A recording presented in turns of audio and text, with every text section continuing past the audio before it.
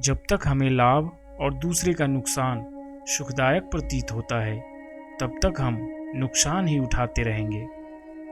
जब तक हमें अपनी प्रशंसा और दूसरे की निंदा प्यारी लगती है, तब तक हम निंदनीय ही रहेंगे।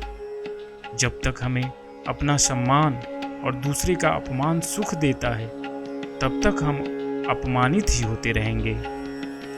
जब तक हमें अपने लिए सुख की और दूसरे के लिए दुख की चाह है, तब तक हम सदा दुखी ही रहेंगे। जब तक हमें अपने को न ठगना और दूसरे को ठगना अच्छा लगता है, तब तक हम ठगाते ही रहेंगे।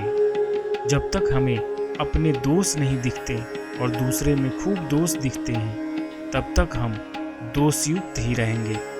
जब तक हमें अपने हित की और दूसरे की अहित की चाह है, तब तक हमारा अहित ही होता रहेगा। जब तक हमें सेवा कराने में सुख, सेवा करने में दुख होता है, तब तक हमारी सच्ची सेवा कोई नहीं करेगा।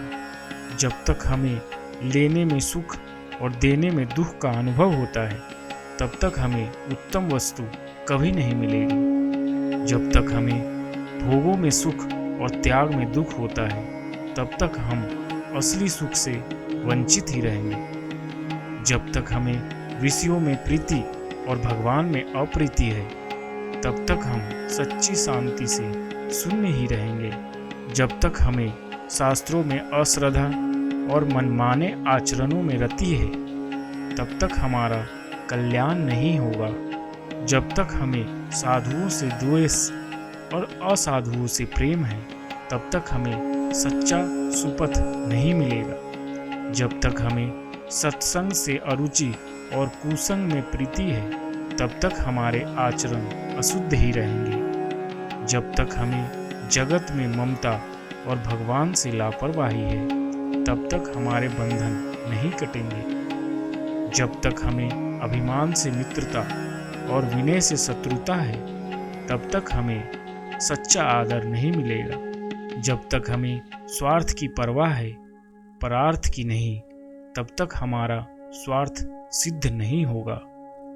जब तक हमें बाहरी रोगों से डर है और काम क्रोध आदि भीतरी रोगों से प्रीति है, तब तक हम निरोग नहीं हो सकेंगे।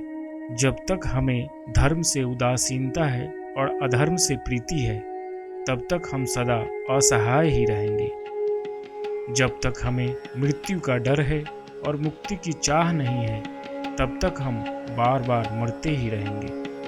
जब तक हमें घर परिवार की चिंता है और भगवान की कृपा पर भरोसा नहीं है, तब तक हमें चिंता युक्त ही रहना पड़ेगा। जब तक हमें प्रतिशोध से प्रेम है और क्षमा से अरुचि है, तब तक हम शत्रुओं से घिरे ही रहेंगे। जब तक हमें विपत्ति से भय है और प्रभु में अविश्वास है, तब तक हम पर विपत्ति बनी ही रहेगी।